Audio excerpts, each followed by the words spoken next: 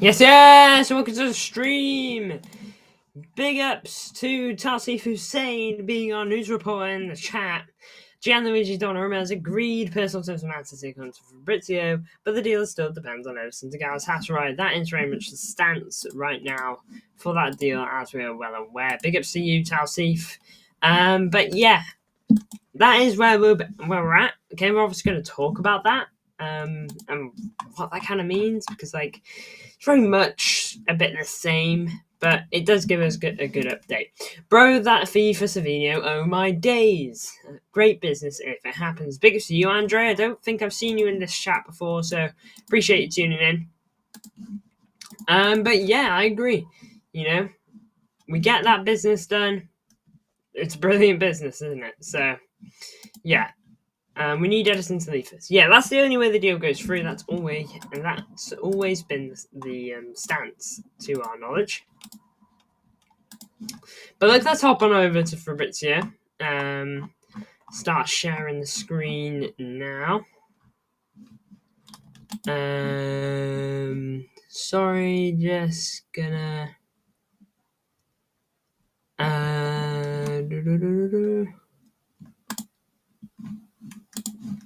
Blinking it.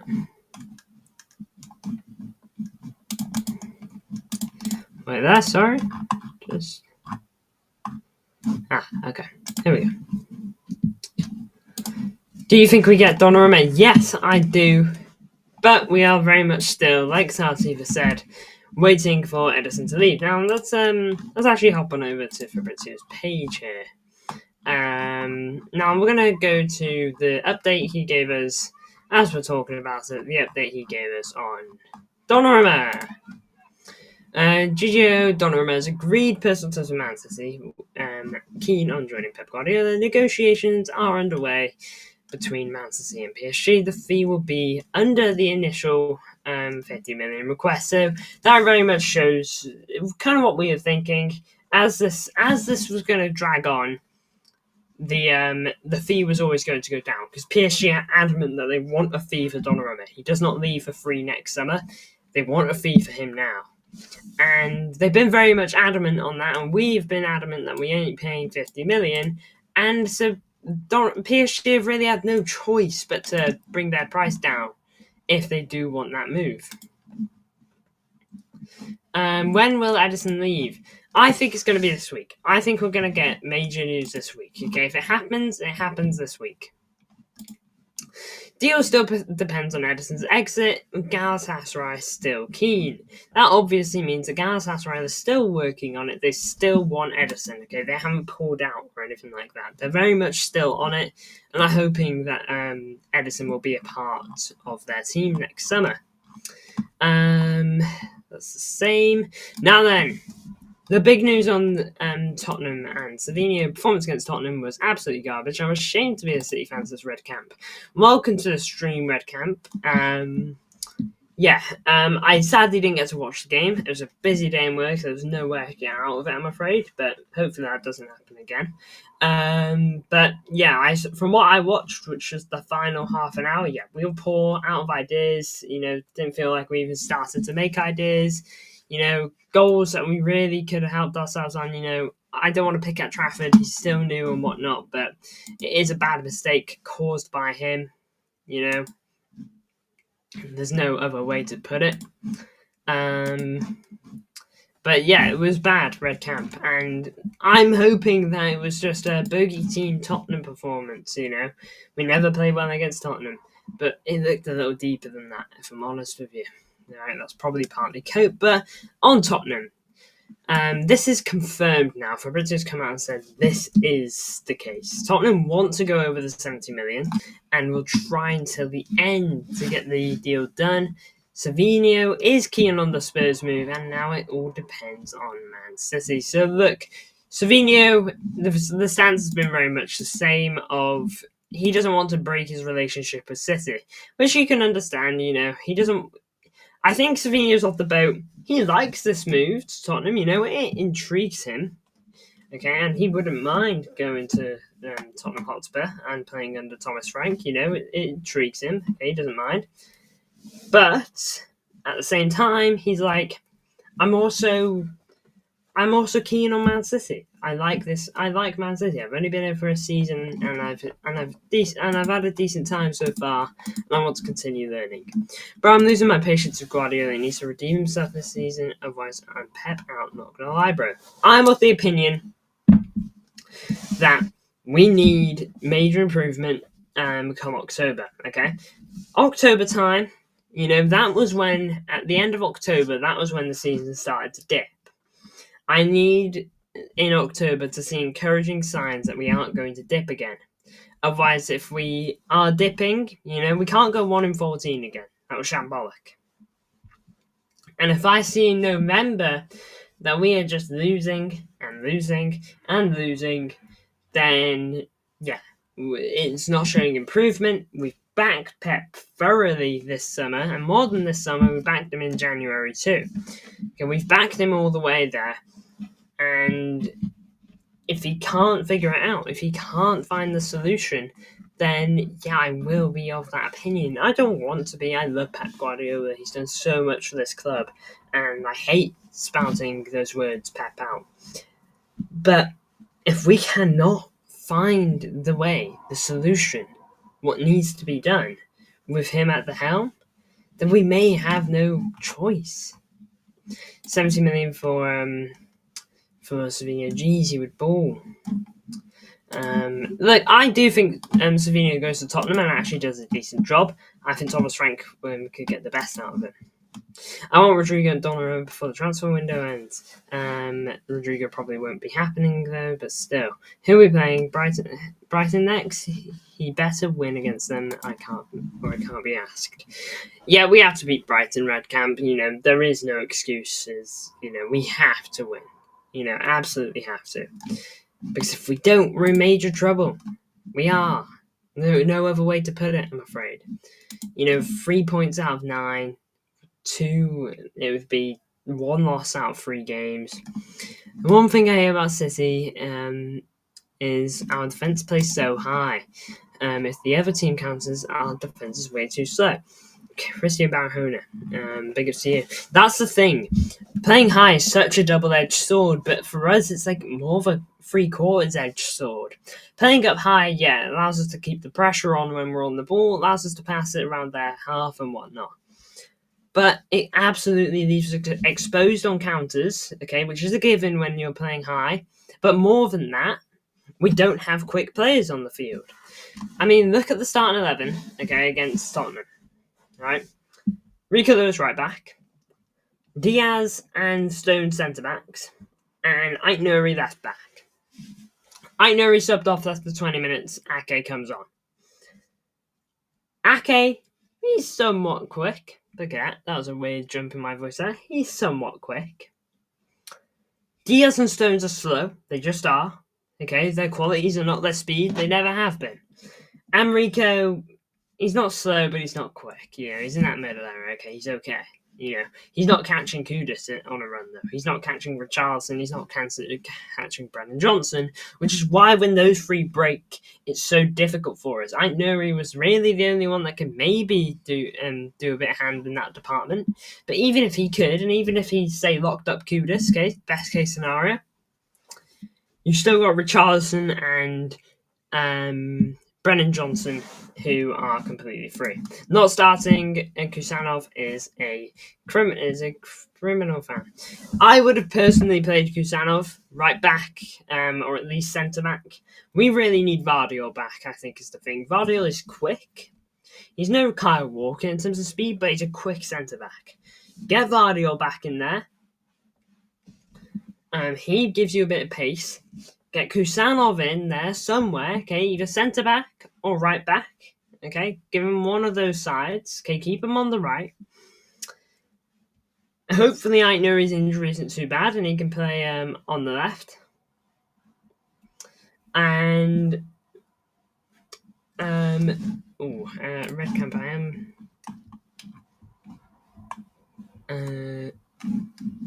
yes, just avoid saying stuff like that. I agree that the selection wasn't good there. Yeah, there was a lot wrong with that Tottenham game. Team selection was absolutely one of them. And hopefully it's a kick up the back end for Pep. Last season should have been that, but hopefully this is even more of one. As far as Fabrizio news goes, not much. Big ups to Kevin De Bruyne scoring. I think got an assist as well, I just read. Now then, let's go over to City Extra now, see what else they've got to say.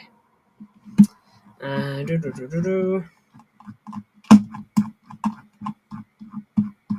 we're gonna go find Manuel Akanji now. In fact, it would probably be easier to do this on Instagram, and that's what we'll do. Because City Extra don't post as much on Instagram, but it allows me to see where we're at. Oh, blinking it. That was an accident. There we go.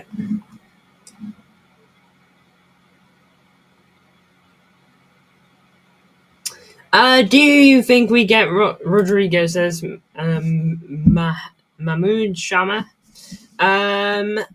I do, because I don't think we say no to 70 million and 5 million for Savinho. I think we're silly if we do. Bear in mind that's the same price roughly that we sold Julian Alvarez for, because Julian Alvarez had some big add-ons going on in there. Okay, that could bring it to 95 million, but in terms of base fee, we sold Julian Alvarez for 75 million. Okay, huge sale. Okay, our record sale, in fact. But if we sell, and that was a player, okay, bear in mind, okay, let's just have a quick look at Julian Alvarez. 23-24 was his last season. This was a player that got double digits in both categories in the Premier League and got 33 goal contributions. Julian Alvarez, I think he gets semi-slept on for this season. It was an amazing season, and we sold him for 75 million. A very good sale. No one was complaining about the fee. Savinho, okay, no diss on Savinho, okay, but it is what it is. Oh, look at it, not Savinho. Savinho. Alright, let's have a look. Savinho, here he is. Click on here. 24-25. 3 goals, 13 assists. About just under half of what Julian Alvarez did. Of course, Julian Alvarez is an older, better player. But the fact that we could be selling this guy for the same fee is crazy. And it's not something I think we should pass up on. Not when Rodrigo, okay, is your replacement. If you can guarantee Rodrigo, then you should sell Savinho, because you're essentially doing a trade. But I'd rather sell him outside of England, though. I can agree. I don't necessarily want to see Savinho balling out for Tottenham. But if Tottenham is the price that we pay for Rodrigo, then I'll gladly take it. McDonald's or KFC? Probably KFC. I think McDonald's dropped off a bit. Big ups for the random question. What day do you think Edison will be? Here we go to Galatasaray. I am thinking. I'm thinking Thursday. It's not ideal. I want it done now. I want to see Here we go from Fabrizio this instant. But that seems unlikely. So, yeah, I'm gonna say in a few days. Okay, I don't want that though. I'm very much on your boat of I want it tomorrow. I want it today. But that's just where my gut is telling me.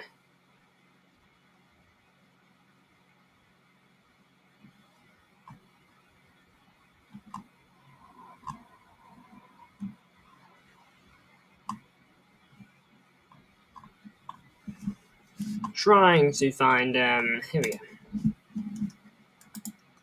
go. Sorry, I'm just trying to find the actual post from Fabrizio confirming where we're at with Akanji. Here we are. Here we go. You might recognise this post because Akanji actually responded to it initially. He said, I haven't heard anything about that, but the post got taken down, but then it got brought back up. And Akanji's comment is gone, which means Akanji probably deleted it. Akanji are close to reaching an agreement with City. Official bid of £15 million has been accepted, and pending details to be sorted, and then club to club done. Galatasaray will then try to convince Akanji over the next 24 hours, and separate negotiations from Edison, and the goalkeeper continues on all parties. You see, the thing is why I think Edison will go is because we're actively communicating and helping Galatasaray find the agreement. Okay, they don't necessarily want to lose Edison. We're more than happy to keep him, but we clearly don't value Edison as highly as we do Savinho, which is why we're playing hardball with Tottenham. But we are very clearly not necessarily helping Galatasaray, okay, but we're communicating with them. Okay, they're saying, "Oh, here's 10 mil." We're saying, "Now we want 25." Okay, we can maybe wiggle a little bit, but we want 25. Okay, so we're actively talking. But Tottenham, okay, they've been like, "Yo, 60 mil," and Man City have been like, "Nah, just no, don't want that." You know, we haven't really communicated very well with Tottenham, okay? And that's because we've partly been blocking the deal up to now. And we very well still might. But yeah, Akanji, he looks like he's on the way out, potentially. I think Edison will go to Galatasaray. You know? And this is partly why. Edison, I don't want a goalkeeper here that hasn't got his head fully on the club. Edison's been linked away solidly now since last year. Yeah. Last summer, he was linked away. This summer, he's linked away. Both summers, he's been a bit iffy on staying or not. Last season, he decided to stay. This season, he's iffy on staying or not. He's clearly not got his head fully at the club. He's not fully locked on. He just needs to go. Red Camp is legendary, you can't deny that. Yeah, Edison's been a great servant to the club. I don't think anyone can deny that, you know. In that treble season, he was bro. But much like with Kyle Walker and other legends, there comes a time, there comes a day where it's just like, alright, it's just best if everyone moves on. Tossie became bad during the treble season. I think treble season was his final peak, especially in that back-end run. But I think after that, he dropped off steadily. Okay, not as much as Kyle Walker. But he very much has been steadily dropping off. Okay, and his head being elsewhere in the world, not too sure whether he actually wants to be here or not, hasn't helped with that. I want players that are fully focused and trying to help Man City. Okay, and don't get me wrong, I don't doubt that when Edison's on that pitch, he's doing all he can. But, you know, there just comes a time when we've got to accept it. By the way, more news for City, by the way. I don't think I've actually spoken about it much. Diaz on a contract until 2029. Big ups to him. I like this. You know, I do like this. I think Ruben Diaz is a top centre-back. I think he's a little old-fashioned. I don't necessarily think he should be the absolute starting centre-back every season right now for City. I don't think he should necessarily be that. But I think he's a great option for experience and leadership and someone that can rotate. I think Ruben Diaz will be brilliant at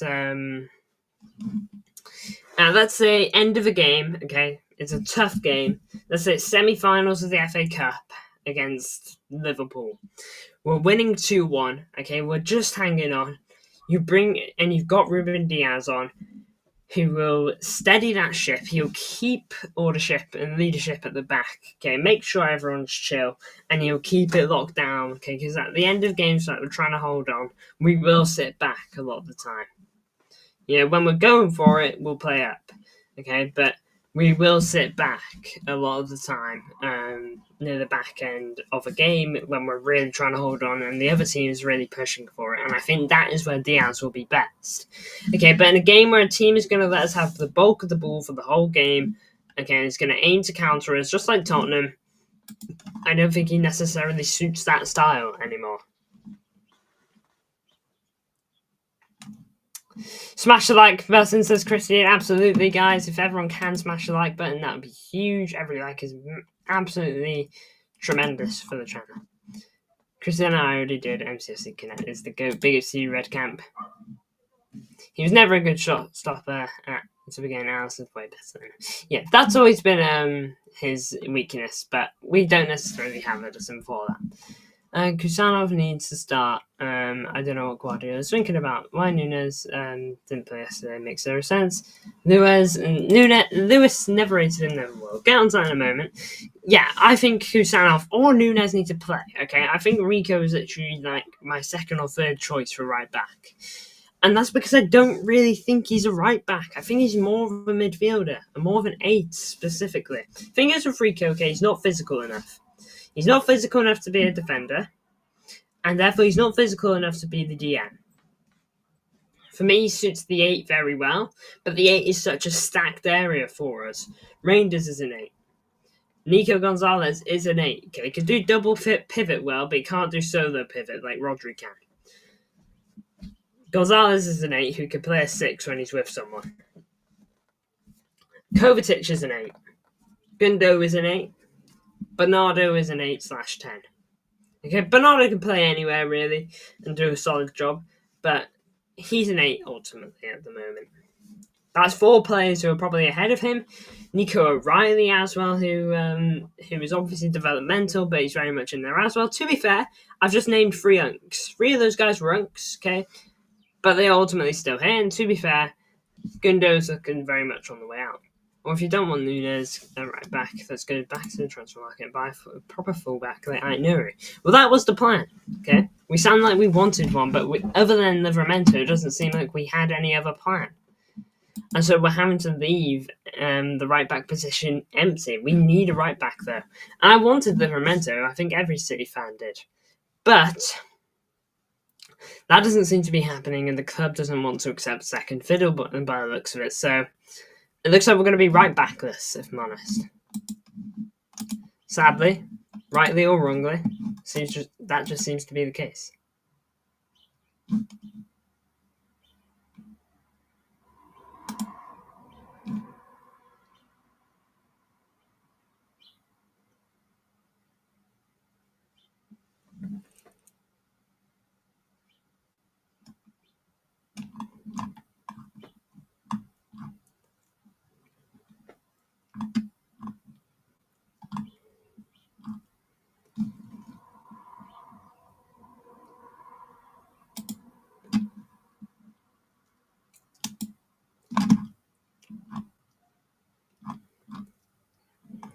Now then, as far as Rodrigo, by the way, don't know if I mentioned this or not, but he got a start today for Xabi Alonso. Don't actually know how he's doing, so we can actually have a look at that. Oh, blinking heck. The kick-off at 8:30. Blinking heck. Alright, never mind. I was going to check on what he's up to. But this is the game of Viedo. I haven't actually heard of these guys. The 20th in the league right now. But I believe this is his first start in a Real Madrid top under Xabi Alonso, Rodrigo. So now then, what I will say is don't necessarily think that this is it for Rodrigo. Okay, he started today. He's not playing. He's not going to ever join City now. Not necessarily. Okay, unless Xabi Alonso says, "I want you here." Otherwise, we would shut down Savinho already by now. Okay, if Guardiola don't want to right back, you play Nunes or Kusanov. I don't want to see Rico there, actually. Rico works in a game that is open and that is going to let him explore the field like he wants to. That's not going to be many games, though. That's going to be very much cup games, and cup games are going to go at us. You know? That is very much the situation. I don't see Rodrigo happening before the end of the window. You see, I think we only sell Savinho if we have Rodrigo prepped. Okay, it's the reason that we're progressing with Donnarumma. It's the reason that we have Donnarumma agreed on personal terms, despite Edison not being with us. If we sell Edison, you can believe that we'll get Donnarumma, absolutely. And I think if we sell Savinho, I think it'll be similar, because we'll only sell Savinho if we have the replacement lined up, who is Rodrigo. So the moment we're like, okay, we're actually quite happy with this Tottenham bid, we're going to stall them a little longer, though, because we know that he's their top target, okay? So we're just going to be like, Tottenham, thanks for the bid. All right, we're going to think about that. Let's crack on with Rodrigo. Do the fee for Madrid. That's the easy part, quite clearly. Get like 80, 90, 100 mil on the table. Okay, that is roughly what Madrid want. And then you talk to Rodrigo. You've got basically a week to do it. I think Rodrigo happens. Maybe it's Cope. I think Rodrigo happens. Because if Savinho gets sold, which I think he will because of the insane fee on the way for him, I think we get Rodrigo. Because I don't think we're that naive. Real Madrid think they're ready to sell a player. I don't think a U-turn will happen just like that. I can see Donnarumma happening. Yeah, I think Donnarumma is the most likely to happen. Rodrigo is the harder deal, but I absolutely think that he can happen. Yeah. Doesn't really seem like I got much more. Gonna continue to scroll down there. There was some Donnarumma thing, more Donnarumma. Let's just see if I can find any Man City tops. Got a feeling I'm going to see the Spurs game soon. So we're going to scroll double as quick. Edison here. Yeah, no.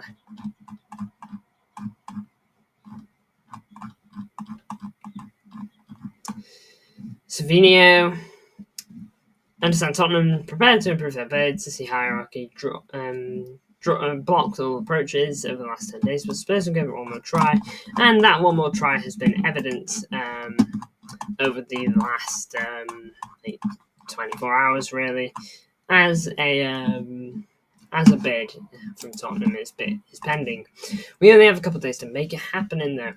Don't forget, Red Camp, we signed Nico Gonzalez with officially minutes left on the window. Okay, I think we literally signed him last minute. Okay, and we only started to actually crack on with negotiations about 2 days before it happened. Believe me, Red Camp, deals can happen just like that. What deadline day, yeah? Transfer deadline day, gonna do a big stream for that, always do. On transfer deadline day, you're gonna see deals happening like that. Deals will start negotiating on deadline day, and they'll finish negotiating on the same day. They'll finish negotiating within the last couple of hours. Because that's how quickly these deals can happen. These deals only take a while at the moment because there's time. There's no rush. Okay, but ultimately they are getting done. And it can drag out. It absolutely can. We've seen it before as City fans. And other clubs have seen it before for players that they want. But with a player like Rodrigo, I do think it's going to take a little time. He doesn't really want to leave Madrid, but he might have to, I think. Do you think 115 will ever be revealed? Possibly. I want it to, because I just want that to be over.